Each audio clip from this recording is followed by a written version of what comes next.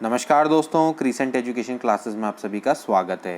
दोस्तों, आशा करते हैं आप सभी की एलटी एग्ज़ाम की तैयारी बहुत अच्छे से चल रही होगी और हमारा भी पूरा प्रयास है कि आपको लगातार सहयोग किया जाए, आपको लगातार रिवीजन क्लासेस प्रोवाइड करवाए जाएं और मॉडल पेपर भी प्रोवाइड करवाए जाएं। आज हम दोस्तों आपके लिए इसी क्रम में रिवीजन क्लास लेकर आए हैं।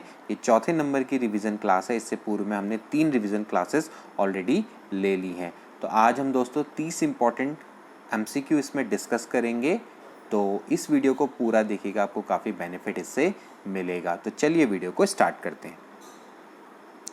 तो आज का पहला क्वेश्चन है दोस्तों, जो कि कम्युनिकेशन से है। देखिए, छोटे ग्रुप में संचार बड़े ग्रुप में संचार से किस प्रकार भिन्न होता है। आपके सामने 4 ऑप्शन है, आपको बताने की कौन सा वाला राइट है। ठीक, छोटा ग्रुप उसमें भाग लेने वालों को आपस में अपेक्षाकृत अधिक प्रभावित करने का प्रयास करता है। छोटे ग्रुप में अंतःक्रिया अपेक्षाकृत अधिक सीमित होती है।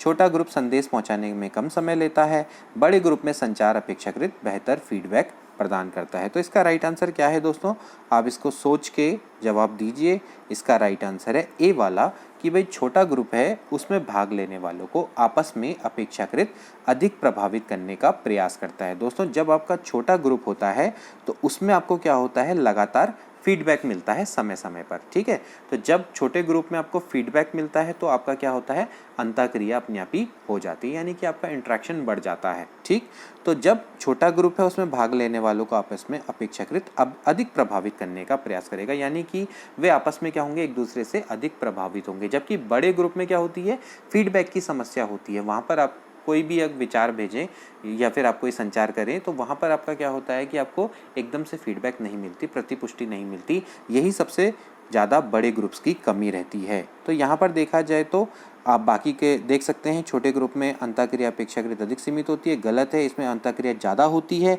छोटा ग्रुप संदेश पहुंचाने में कम समय लेता है, इसका तो खैर कोई मतलब ही नहीं है। ठीक, इससे तो इसका कोई रिलेशन ही नहीं है। बड़े ग्रुप में संचार अपेक्षाकृत अधिक फीडबैक प्रदान करता है, उल्टा बोल दिया, छोटे ग्रुप में ज़्यादा होता है, बड़े ग्रुप में फीडबैक प्रदान नहीं होता है। ठीक है, तो ए वाला ऑप्शन इसका करेक्ट है।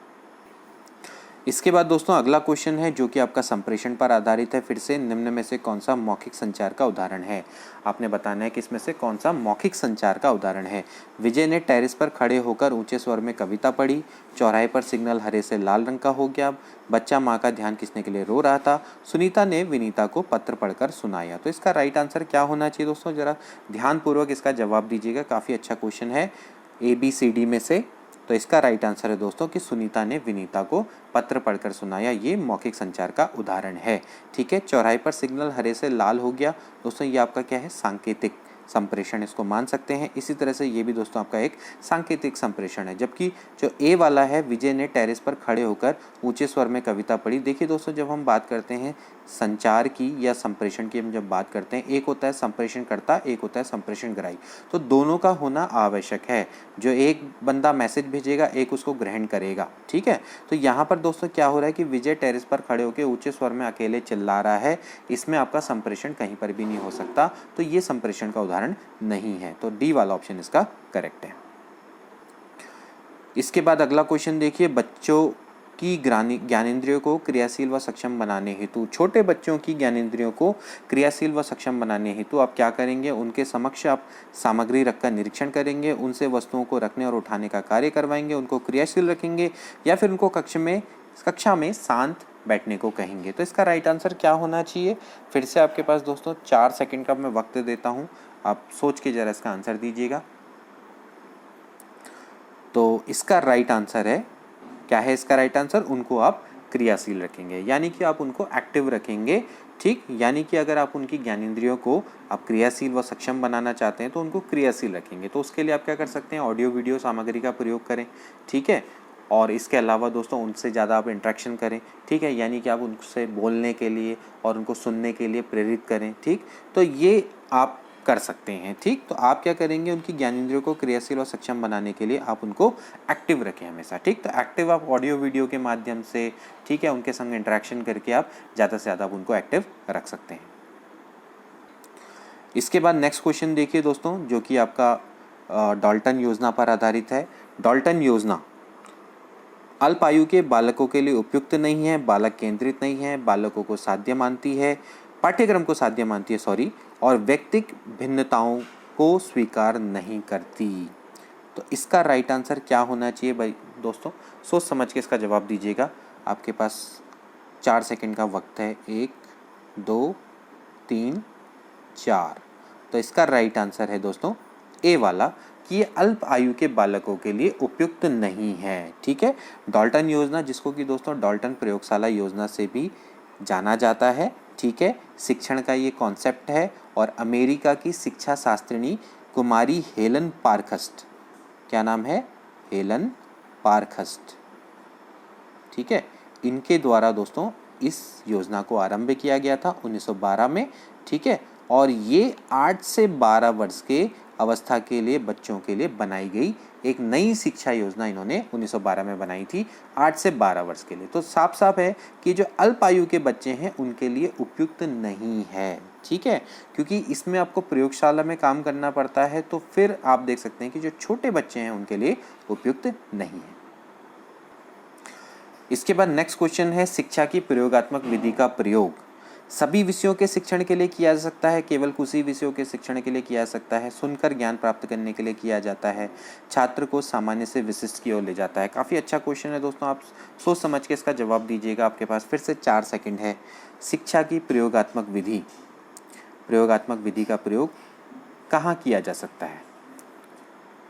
तो इसका राइट आंसर है दोस्तों ए, आप सभी विषयों के शिक्षण के लिए प्रयोगात्मक विधि का प्रयोग कर सकते हैं। वो तो कर ही सकते हैं ना भाई, एक्सपेरिमेंट का प्रयोग तो आप सभी विषयों के शिक्षण में कर सकते हैं, चाहे आप भूगोल पढ़ाते हैं, चाहे आप मैथ्स पढ़ाते हैं, इवन चाहे आप फिजिक्स पढ़ाते हैं, चाहे आप साइंस पढ़ाते हैं, आप सभी में एक्सपेरिमेंट का प्रयोग करके दिखा सकते हैं। तो प्रयोगात्मक विधि का प्रयोग आप शिक्षण के लिए सभी विषयों में कर सकते हैं। इसके बाद अगला क्वेश्चन दोस्तों, वस्तुनिष्ठ प्रश्नों की विशेषता यह है कि जो आपके ऑब्जेक्टिव टाइप क्वेश्चन होते हैं उनकी क्या विशेषता होती है? इनका मापन प्रायः स्थिर होता है, इनको जांचने में अपेक्षाकृत अधिक समय लगता है, इनको जांचने में परिश्रम, धैर्य और बुद्धि की आवश्यकता होती है, ये प्रतिभावान और मंदबुद्धि छात्रों के बीच में अंतर को स्पष्ट नहीं करते। तो आप देख सकते हैं काफ़ी सिंपल सा क्वेश्चन है। बताइए दोस्तों इसका राइट आंसर क्या होगा कि इनका जो मापन होता है वो प्रायः क्या होता है? स्थिर होता है। तभी तो क्या है, ये वस्तुनिष्ठ प्रश्न है। अदरवाइज दोस्तों क्या होते हैं, ये आपके आत्मनिष्ठ प्रश्न होते हैं या निबंधात्मक प्रश्न होते हैं। ठीक है ना। अब आत्मनिष्ठ का मतलब क्या है कि जहाँ पर एक व्यक्ति विशेष पर वो डिपेंड करते हैं, यानी कि उसके चिंतन पर वो डिपेंड करते हैं, ठीक, या उसके विवेक पर वो डिपेंड करते हैं। ठीक, अब यहाँ पर आपका क्या है कि इसका जो मापन होता है प्रायः क्या होता है? स्थिर होता है। ठीक, तो कोई भी परीक्षक इन प्रश्नों को अगर जांचेगा तो वो एक ही निष्कर्ष पे पहुंचेगा, क्योंकि इसमें प्रश्नों का क्या होता है? एक निश्चित उत्तर होता है। ठीक है, इसमें जांचने में अपेक्षाकृत अधिक समय लगता है, बिल्कुल गलत, सबसे कम समय लगता है। अगर आप निबंधात्मक की बात करेंगे तो उसको जांचने में ज़्यादा समय लगेगा। ठीक है, हर परीक्षक के द्वारा क्या हो सकता है? अलग अलग निष्कर्ष हो सकते हैं, इसलिए वो आत्मनिष्ठ परीक्षण होते हैं। ठीक, निबंधात्मक, इनको जांचने में परिश्रम, धैर्य और बुद्धि की आवश्यकता होती है, बिल्कुल गलत, कोई भी इसको जांच सकता है क्योंकि उत्तर तो निर्धारित हैं। और ये प्रतिभावान और मंदबुद्धि के बीच में अंतर को स्पष्ट नहीं करते हैं। ये प्रतिभावान और मंदबुद्धि छात्रों के बीच में अंतर को स्पष्ट कर लेते हैं। तो ए वाला ऑप्शन इसका करेक्ट है। इसके बाद अगला क्वेश्चन, छात्रों की अभिव्यंजना शक्ति और शैली की जांच के लिए आप कौन सा उपाय अपनाएंगे? उनसे प्रश्न करके उनका उत्तर लेंगे, उनको प्रश्न देकर उनका उत्तर लिखने को कहेंगे, उनको वस्तुनिष्ठ प्रश्न गृह कार्य के लिए देंगे, या फिर उपरोक्त तीनों? तो सोच समझ के इसका जवाब दीजिएगा दोस्तों। छात्रों की अभिव्यंजना शक्ति यानी कि आप उसकी एक्सप्रेसिव पावर को देखना चाहते हैं, ठीक है, एक्सप्रेसिवनेस पावर को जांचना चाहते हैं, तो उसके लिए आप क्या करेंगे? उनसे प्रश्न करके उनका उत्तर लेंगे, उनको प्रश्न देकर उनका उत्तर लिखने को कहेंगे, उनको वस्तुनिष्ठ प्रश्न गृह कार्य के लिए देंगे, या फिर उपरोक्त तीनों? तो बताइए इसका राइट आंसर क्या है? फिर से 2 सेकंड का वक्त है दोस्तों आपके पास। तो इसका राइट आंसर है कि उनको प्रश्न देकर उनका उत्तर लिखने को कहेंगे।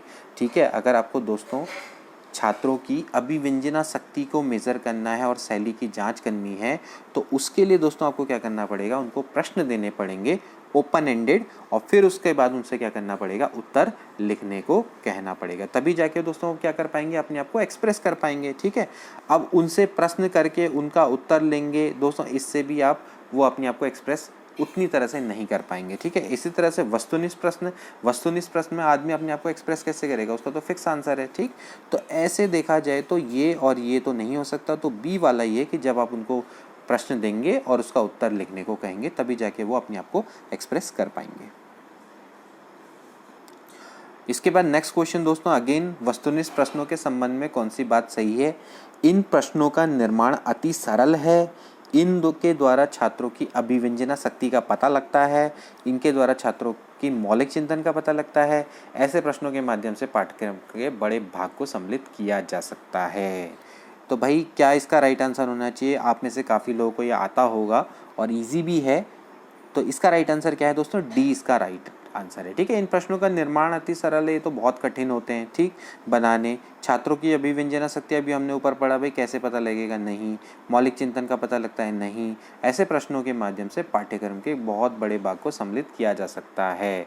बहुत बड़े भाग को आप क्या कर सकते हैं? सम्मिलित कर सकते हैं, क्योंकि दोस्तों क्या होते हैं, छोटे छोटे क्वेश्चन होते हैं। ठीक, अब बड़े क्वेश्चन होते तो आप क्या कर सकते हैं? लिमिटेड क्वेश्चन ही दे सकते हो जिनके आंसर बड़े बड़े होते हैं। ठीक, लेकिन ये छोटे क्वेश्चन है तो आप क्या कर सकते हो? बड़े पाठ्यक्रम को यानी कि बड़े सिलेबस को आप कवर कर सकते हो। ठीक है, तो ये इसका राइट आंसर होगा। इसके बाद अगेन स्टेटमेंट बड़ा इंपॉर्टेंट, प्रश्नों से छात्रों की मानसिक क्रिया जागृत होनी चाहिए, उक्ति किस विद्वान की है? राइबन की, रेमंड की, मैडम मॉन्टेसरी या फिर पिंसेंट की? तो काफ़ी अच्छा क्वेश्चन है दोस्तों, इसका राइट आंसर है रेमंड। प्रश्नों से छात्रों की मानसिक क्रिया जागृत होनी चाहिए। ऐसे प्रश्नों को प्रश्न करो कि जिससे वो क्या करें? मेंटली वर्क करने लग जाएं, उनकी मानसिक क्रियाएं क्या हो जाएं? जागृत हो जाएं। ठीक, तो उसके लिए आपको क्या करना पड़ेगा? बच्चों से ऐसे प्रश्न पूछने पड़ेंगे जिससे कि उनके अंदर क्या हो दोस्तों? उत्सुकता जागे और उनका जो माइंड है वो काम करना स्टार्ट कर दे। ठीक है, वो जो मानसिक क्रिया है वो जागृत हो जाए। तो ये आपका स्टेटमेंट किसके द्वारा दिया गया था? रेमंड के द्वारा दिया गया था। इसके बाद अगला प्रश्न देखिए, किसी पाठ को पढ़ाने में शिक्षक को सबसे अधिक प्रश्न किस चरण में पूछने चाहिए? जब आप किसी पाठ को पढ़ाते हैं तो शिक्षक को किस चरण में सबसे अधिक प्रश्न पूछने चाहिए? प्रस्तावना चरण, विकास चरण, पुनरावृत्ति चरण या फिर किसी भी चरण में नहीं? काफ़ी अच्छा क्वेश्चन है दोस्तों, आप इसको ध्यान से देखिएगा और बताइएगा सोच के इसका आंसर क्या हो सकता है। 1 2 3 सेकंड का समय हो गया ख़त्म। बी वाला ऑप्शन इसका करेक्ट है। जब आप दोस्तों विकास चरण में होते हैं यानी कि डेवलपमेंट फेज में होते हैं तो उस फेज में आपको ज़्यादा से ज़्यादा प्रश्न पूछने चाहिए। प्रस्तावना चरण और पुनरावृत्ति चरण की अपेक्षा आप विकास चरण में ज़्यादा प्रश्न पूछे जाने चाहिए। ठीक है, इसके बाद अगला क्वेश्चन देखिए भाई, छात्र की सहायता से पाठ का विस्तार का क्या अर्थ है? छात्रों की सहायता से आप पाठ का विस्तार कर रहे हैं, उसका क्या अर्थ होगा? पाठ को पढ़ाने में छात्रों की सहायता लेना, पाठ के बारे में छात्रों को अधिकाधिक बताना, पाठ के बारे में प्रश्न पूछना और उनके उत्तर देना, या फिर डी पाठ से संबंधित छात्रों की पूर्व जानकारी में नई जानकारी जोड़कर विस्तार पूर्वक शिक्षण देना। तो काफ़ी सिंपल क्वेश्चन है, डी वाला ऑप्शन इसका करेक्ट है कि भाई पाठ से संबंधित छात्रों की पूर्व जानकारी में नई जानकारी जोड़कर विस्तार पूर्वक उनको शिक्षण देना ही छात्रों की सहायता से पाठ का विस्तार कहलाता है। अगला क्वेश्चन, मौखिक निदर्शन के माध्यम से तुलना करना तभी सार्थक होता है जब छात्रों को दोनों वस्तुओं आदि जिनकी तुलना की जाए, ठीक है, जिन दोनों वस्तुओं की आप तुलना करने जा रहे हैं में से एक के बारे में पहले से ज्ञान हो, में से दोनों के बारे में पहले से ज्ञान हो, के मॉडल दिखाए जा चुके हों या फिर उपरोक्त सभी। तो बताइए इसका राइट आंसर क्या होना चाहिए? देखिए, मौखिक निदर्शन के माध्यम से तुलना करना यानी कि जब मौखिक रूप से डिमॉन्स्ट्रेशन करते हैं, निदर्शन का मतलब क्या होता है? डिमॉन्स्ट्रेशन। ठीक है, जब तुलना करना तभी सार्थक होगा जब छात्रों को दोनों वस्तुओं जिनकी आप तुलना करने जा रहे हैं उनमें से एक के बारे में पहले से ज्ञान हो, दोनों के बारे में पहले से ज्ञान हो, के मॉडल दिखाए जा चुके हों या फिर उपरोक्त सभी। ठीक, तो दोस्तों इसका राइट आंसर है ए वाला कि जब उनमें से एक के बारे में छात्रों को पहले से ज्ञान हो तभी जाके दोस्तों आप मौखिक निदर्शन के माध्यम से तुलना करना तभी दोस्तों सार्थक होता है। ठीक है, तो काफ़ी सिंपल क्वेश्चन है, तो ए वाला ऑप्शन इसका करेक्ट है। अगला क्वेश्चन देखिए, योग्य छात्र ही योग्य अध्यापक होते हैं, इस युक्ति का क्या अभिप्राय है? जो छात्र पढ़ाई में ठीक नहीं वह कभी भी अच्छा अध्यापक नहीं बन सकता। अध्यापन का कार्य अयोग्य छात्रों के बस की बात नहीं, उपरोक्त दोनों, या फिर जो व्यक्ति सदैव अध्ययनशील रहेगा वही अच्छा अध्यापक बन पाएगा। तो इसका आंसर भी आप बहुत सिंपल है, आप दे सकते हैं सभी के सभी। तो क्या है दोस्तों इसका राइट आंसर कि जो व्यक्ति सदैव अध्ययनशील रहेगा वही अच्छा अध्यापक बन पाएगा। एक अध्यापक से हमेशा यही गुण मांगा जाता है, क्या है कि वो सदैव क्या रहे, अध्ययनशील रहे। ये किसी भी व्यवसाय की विशेषता नहीं है, ये सिर्फ एक अध्यापन व्यवसाय की विशेषता है कि अध्यापक को लगातार क्या होता है, अध्ययनशील रहना पड़ता है। तो जो व्यक्ति सदैव अध्ययनशील रहेगा वही अच्छा अध्यापक बन पाएगा। नेक्स्ट क्वेश्चन, अगेन स्टेटमेंट, निम्न में से किस विद्वान का कहना है कि खेल बालक की जन्मजात स्वाभाविक प्रवृत्ति है? ठीक, स्टर्न, वैलेंटाइन, मैकडूगल या फिर नन। तो काफ़ी सिंपल सा क्वेश्चन है दोस्तों, इसका राइट आंसर है मैकडूगल। मैकडूगल का एक कथन है कि जो खेल है वो बालक की जन्मजात स्वाभाविक प्रवृत्ति है। इसके बाद अगला क्वेश्चन देखिए, छोटा सा बच्चा गाय पहचानता है, आप उसे गाय की दुम का उपयोग या उसकी जुगाली करने की आदत का ज्ञान कराते हैं, पढ़ाने की विधि कौन सी है? ठीक, कौन सी है दोस्तों? प्रत्यक्ष से अप्रत्यक्ष की ओर, अनिश्चित से निश्चित की ओर, अनुभव से तर्क की ओर, या फिर स्थूल से सूक्ष्म की ओर। तो काफ़ी सिंपल सा क्वेश्चन है दोस्तों। तो इसका राइट आंसर क्या है दोस्तों? इसका राइट आंसर है स्थूल से सूक्ष्म की ओर। ठीक है, यानी कि जो बच्चा है वो पहले आपका क्या होता है, बड़ी चीज़ को देखता है, ठीक, और फिर उसके बाद क्या होता है, वो धीरे धीरे उसके छोटे अंगों में उसका ध्यान जाता है। तो पहले बच्चा गाय को पहचानता है, फिर उसके बाद उसकी गाय या दुम या फिर उसके जुगाली करने की आदत का ज्ञान करता है। ठीक है, गेस्टाल्टवादी भी तो यही मानते हैं ना। ठीक, तो ये भी दोस्तों आपका इंपॉर्टेंट, इसको क्या बोलते हैं वैसे, पूर्ण से अंश की ओर भी बोला जा सकता है। ठीक है, यानी एक संपूर्ण भाग एंड देन उसके बाद उसके छोटे छोटे अंश। इसके बाद अगला क्वेश्चन है, प्रत्येक छात्र की शिक्षा का सर्वोत्तम भाग वही है जो उसने स्वयं प्राप्त किया है, यह कथन किसका है? काफ़ी अच्छा क्वेश्चन है। प्रत्येक छात्र की शिक्षा का सर्वोत्तम भाग वही है जो उसने स्वयं प्राप्त किया है। Walter Scott, T Raymond, WM राइवन या फिर रूसो।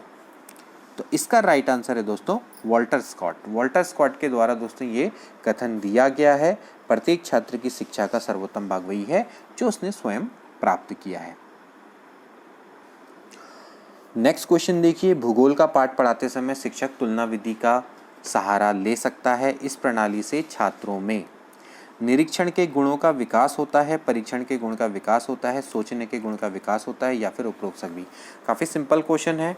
क्या राइट आंसर होना चाहिए इसका दोस्तों?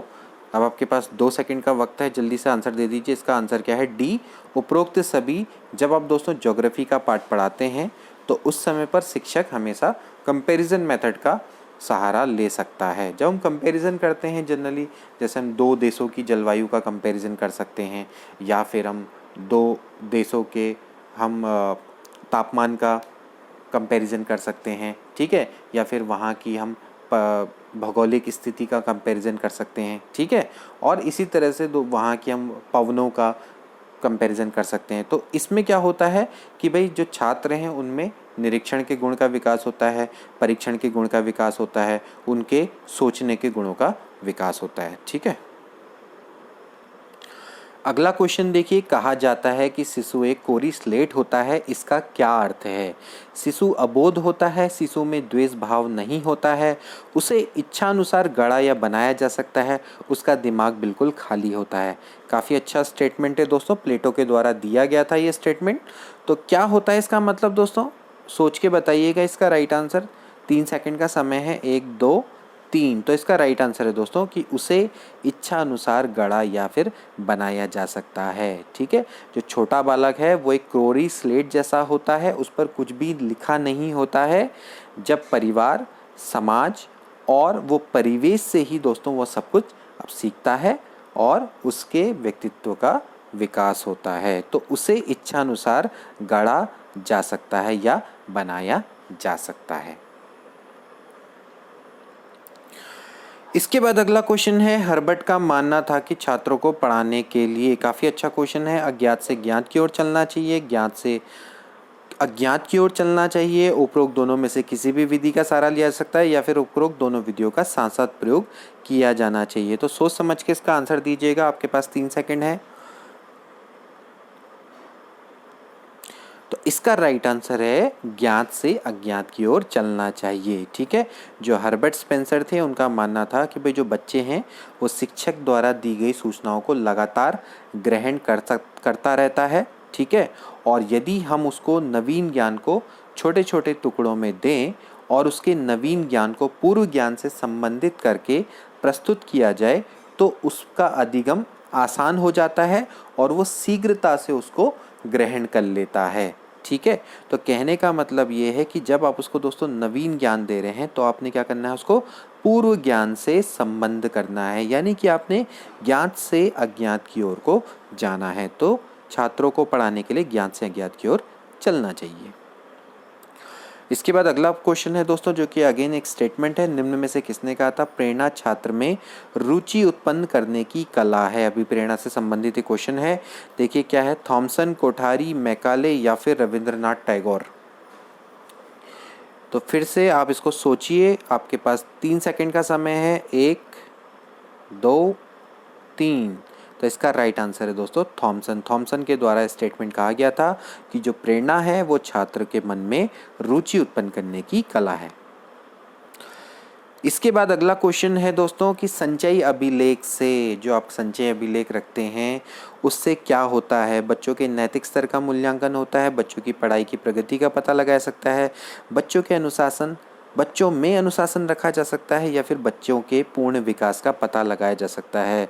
तो भाई जो संचय अभिलेख है हम क्यों रखते हैं, वो इसलिए रखते हैं ताकि बच्चों के पूर्ण विकास का पता लगाया जा सके। ठीक है, तो बच्चों के पूर्ण विकास का पता लगाने के लिए हम संचय अभिलेखों को रखते हैं। इसके बाद अगला क्वेश्चन है दोस्तों, आधुनिक अनुशासन का मौलिक दर्शन है। आधुनिक अनुशासन का मौलिक दर्शन क्या है। नियमों का कड़ाई से पालन होना, इच्छित व्यवहारों का पुनर्बलन, स्कूल को शोर युक्त मुक्त करना या फिर स्वस्थ मार्गदर्शन एवं परामर्श। काफ़ी अच्छा क्वेश्चन है, तो बताइए इसका राइट आंसर क्या होना चाहिए। आधुनिक अनुशासन का मौलिक दर्शन है, यानी कि सिंपली आपको ये बताना है कि आधुनिक तौर पे अनुशासन से आप क्या समझते हैं, यानी आज के परिप्रेक्ष्य में अनुशासन का क्या अर्थ है। तो इसका राइट आंसर है दोस्तों कि स्वस्थ मार्गदर्शन एवं परामर्श। ठीक है, नियमों का कड़ाई से पालन होना ये आज के परिप्रेक्ष्य में अनुशासन नहीं है। इसी तरह से इच्छित व्यवहारों का पुनर्बलन, स्कूल को शोर मुक्त करना, ये भी आपका अनुशासन से आज के समय में अनुशासन का मौलिक दर्शन नहीं है। स्वस्थ मार्गदर्शन एवं परामर्श ही आज का समय का आधुनिक मौलिक दर्शन है, आधुनिक अनुशासन का। इसके बाद नेक्स्ट क्वेश्चन अगेन एक स्टेटमेंट है, शिक्षा से मेरा तात्पर्य बालक तथा व्यक्ति के शरीर, मन व आत्मा का संपूर्ण विकास है। उपरोक्त कथन किसका है। ये कथन तो दोस्तों आपने पढ़ा भी होगा, बीएड में स्टार्टिंग में आता है ये कथन। तो किसके द्वारा ये कथन बोला गया है, शिक्षा से क्या तात्पर्य है, बालक तथा व्यक्ति के शरीर, मन तथा आत्मा का संपूर्ण विकास, किसके द्वारा स्टेटमेंट दिया गया दोस्तों, सोच के बताइएगा। इसका राइट आंसर है महात्मा गांधी। महात्मा गांधी ने दोस्तों ये स्टेटमेंट दिया था कि भाई जो शिक्षा है वो बालक तथा व्यक्ति के शरीर, मन व आत्मा का संपूर्ण विकास है। इसके बाद अगला क्वेश्चन, स्कूल अनुशासन में निम्न में से किसे प्राथमिकता दी जाती है। जब आप स्कूल डिसिप्लिन की बात करते हैं तो किसे प्राथमिकता दी जाती है। नापसंदीदा व्यवहारों पर अंकुश, सामाजिक नियमों का सहर्ष पालन, प्रधानाचार्य के आदेशों का अनुपालन या फिर छात्रों का योजनाबद्ध विकास। तो बताइए क्या इसका राइट आंसर होगा। काफ़ी अच्छा क्वेश्चन है, फिर से एक ऐसा क्वेश्चन है जिसमें थोड़ा आपको दिमाग लगाना पड़ सकता है। तो इसका राइट आंसर है दोस्तों कि सामाजिक नियमों का सहर्ष पालन। एक स्कूल अनुशासन में इसी को ही दोस्तों प्राथमिकता दी जाती है। ठीक है, अनुशासन का मतलब ही यही है दोस्तों कि आपने ऐसे व्यवहारों को अपनाना है जो कि समाज में क्या होते हैं, एक्सेप्ट होते हैं। ठीक, तो स्कूल अनुशासन भी दोस्तों आपका यही है कि आपने ऐसे व्यवहार करने हैं जो आपके सामाजिक नियमों का को एक तरह से हम क्या करते हैं, जो सामाजिक नियमों का पालन करते हैं। ठीक, तो भाई सामाजिक नियमों का सहर्ष पालन ही आपका क्या है, अनुशासन है। ठीक, तो यहाँ पर जो स्कूल अनुशासन की बात करी जाएगी तो इस समय पर हम सामाजिक नियमों का सहर्ष पालन करेंगे। ठीक है, प्रधानाचार्य के आदेशों का अनुपालन करना ही सिर्फ आपका स्कूल अनुशासन के अंतर्गत नहीं आता। नापसंदीदा व्यवहारों पर अंकुश और छात्रों का योजनाबद्ध विकास दोस्तों ये इसके अंतर्गत नहीं आते हैं।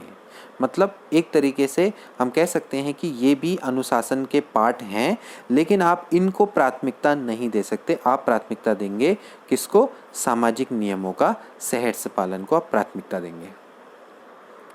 नेक्स्ट क्वेश्चन देखिए, भारतीय समाज के परिप्रेक्ष्य में शिक्षण एक चुनौती से भी अधिक है।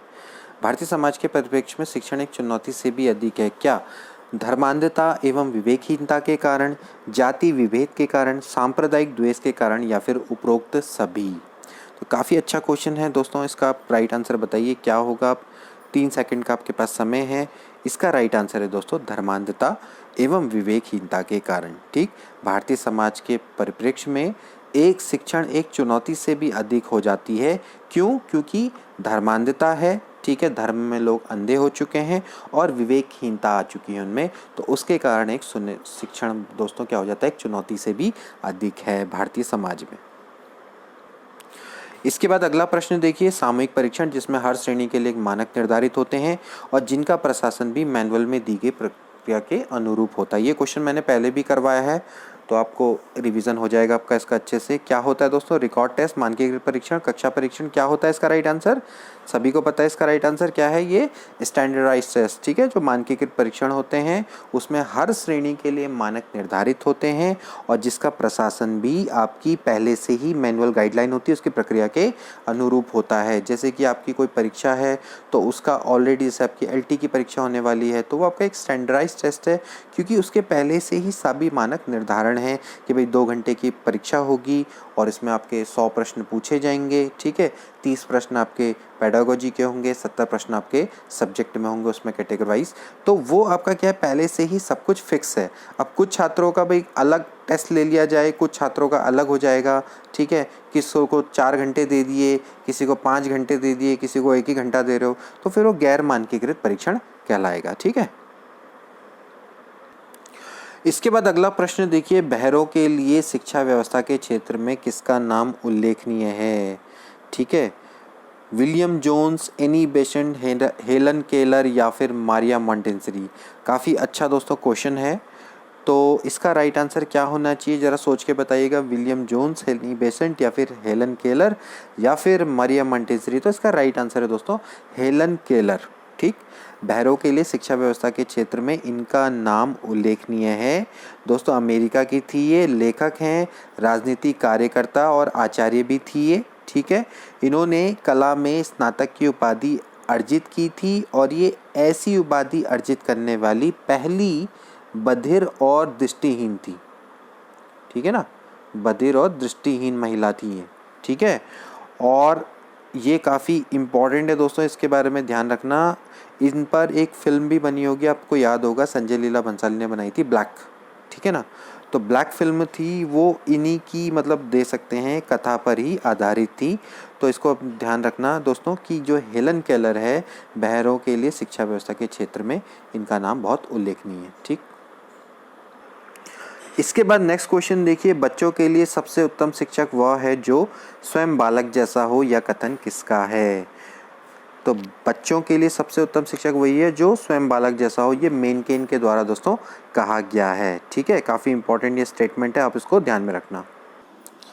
इसके बाद लास्ट क्वेश्चन देखिए दोस्तों कि अनौपचारिक शिक्षा यानी कि नॉन फॉर्मल एजुकेशन का लक्ष्य क्या है? गरीब बच्चों को शिक्षा सुविधाएं देना, आदिवासियों को शिक्षा सुविधाएं देना, सबको प्राथमिक शिक्षा कार्यक्रम के अंतर्गत लाना या फिर लड़कियों के लिए परीक्षा का विशेष प्रबंध करना? तो आप इसका सोच समझ के इसका राइट आंसर दीजिएगा दोस्तों। इसका राइट आंसर क्या होगा दोस्तों? इसका राइट आंसर है सबको प्राथमिक शिक्षा कार्यक्रम के अंतर्गत लाना। ठीक है, ये आपका अनौपचारिक शिक्षा का लक्ष्य है। ठीक है, जैसे आपने पढ़ा होगा दोस्तों कि जैसे शिक्षा के साधन होते हैं औपचारिक साधन, अनौपचारिक साधन, निरौपचारिक साधन। ठीक है, इसी तरह से निष्क्रिय साधन होते हैं, सक्रिय साधन होते हैं। ठीक, तो जब हम बात करते हैं शिक्षा के दोस्तों औपचारिक साधन की, तो यहाँ पर जो ऐसे सामाजिक संगठन होते हैं या समूह होते हैं जिनका निर्माण क्या होता है, सोच समझ के शिक्षा के लिए ही किया जाता है। ठीक है, जैसे कि भाई आपने शिक्षण संस्थाएं खोली हैं, विद्यालय, महाविद्यालय, विश्वविद्यालय। ठीक है, और ऐसे इंस्टीट्यूट जहाँ पर आपको शिक्षा प्रदान की जाती है। ठीक, इस अब जैसे अनौपचारिक की बात करी जाएगी तो दोस्तों यहाँ पर क्या होगा कि जिनका निर्माण स्वतः होता है। ठीक है, सामाजिक संरचना के अंदर स्वतः होता है। ठीक, जैसे कि आपका परिवार है, समुदाय हैं, धार्मिक संस्थाएं हैं। ठीक, तो ये आपका क्या होता है कि इसमें ना उद्देश्य निश्चित होते हैं, ना पाठ्यक्रम निश्चित होता है, ना शिक्षण विधियाँ निश्चित होती हैं। ठीक, तो दोस्तों ये आपके जो अनौपचारिक साधन है तो उसी से बना है अनौपचारिक शिक्षा। तो उसका लक्ष्य भी आपका क्या है, सबको प्राथमिक शिक्षा कार्यक्रम के अंतर्गत लाना है। ठीक है, तो ये भी बहुत दोस्तों इम्पॉर्टेंट है। ठीक, इसी तरह से शिक्षा के आपके क्या होते हैं दोस्तों, निरौपचारिक साधन होते हैं। ठीक, तो वहाँ पर भी दोस्तों आपका क्या होता है कि वे सामाजिक संगठन या समूह होते हैं जो आपके, या हम कह सकते हैं जो प्रौढ़ों के लिए निरौपचारिक शिक्षा की व्यवस्था करते हैं। ठीक, तो निरौपचारिक शिक्षा में आपका क्या होगा कि जो बालक आपके क्या है, औपचारिक शिक्षा प्राप्त नहीं कर पाते। ठीक, तो वे आपके क्या है, निरौपचारिक शिक्षा को प्राप्त कर सकते हैं। ठीक, तो इस तरह से दोस्तों आपका ये चलता है। तो अनौपचारिक शिक्षा जो है वो आपका, उसका जो लक्ष्य है वो आपका क्या है कि भाई सभी प्राथमिक शिक्षा कार्यक्रम के अंतर्गत लाना है, सबको प्राथमिक शिक्षा के अंतर्गत लाना है। ठीक है, इसके अलावा एक और चीज़, जो एक और इम्पॉर्टेंट क्वेश्चन, जैसे शिक्षा के सक्रिय साधन होते हैं। सक्रिय साधन क्या होते हैं दोस्तों, जिसमें आपके क्या होते हैं, अध्यापक और छात्र एक दूसरे के संपर्क में आते हैं और एक दूसरे से प्रभावित होते हैं। ठीक है, जैसे विद्यालय में, परिवार में, समुदाय में। ठीक, इसी तरह से एक होते हैं शिक्षा के निष्क्रिय साधन। निष्क्रिय साधन में क्या होता है कि जिसमें क्या होता है, खाली केवल सीखने वाला पक्ष ही प्रभावित होता है, यानी कि केवल छात्र प्रभावित होता है, शिक्षक को कोई भी प्रभाव नहीं पड़ता। जैसे कि पुस्तकालय है, वाचनालय है, यहाँ पर आपका क्या होता है कि जो छात्र है दूसरे के विचारों को पढ़ते हैं, यानी कि दूसरे की लिखी हुई बुक्स को पढ़ते हैं। तो इससे क्या होता है, केवल छात्र प्रभावित होता है, छात्रों के विचारों का बुक पर कोई भी प्रभाव नहीं पड़ता। तो इसलिए क्या कहलाते हैं, निष्क्रिय साधन कहलाते हैं। जैसे कि आपका पुस्तकालय, वाचनालय, जैसे कि मैंने आपको बताया। ठीक है, तो यहाँ से इसका राइट आंसर क्या हो जाएगा दोस्तों कि जो सबको प्राथमिक शिक्षा कार्यक्रम के अंतर्गत लाना, ये अनौपचारिक शिक्षा का लक्ष्य है। ठीक है, इसके अलावा दोस्तों मैं आपको एक क्वेश्चन और दे रहा हूँ जो आप मुझे बताएंगे कि इसका राइट आंसर क्या होगा। तो ये है दोस्तों क्वेश्चन कि भाई अंधे बच्चों को पढ़ाने वाले अध्यापकों की ट्रेनिंग देने वाला स्कूल कहाँ है, भोपाल में, चंडीगढ़ में, भुवनेश्वर में या फिर देहरादून में। तो आप इसका राइट आंसर मुझे कमेंट बॉक्स में बताएंगे कि इसका राइट आंसर क्या होना चाहिए, अंधे बच्चों को पढ़ाने वाले अध्यापकों की ट्रेनिंग देने वाला स्कूल किधर है। ठीक है, तो ये आपके लिए आज होमवर्क है। तो मिलते हैं अगली वीडियो में। Good bye.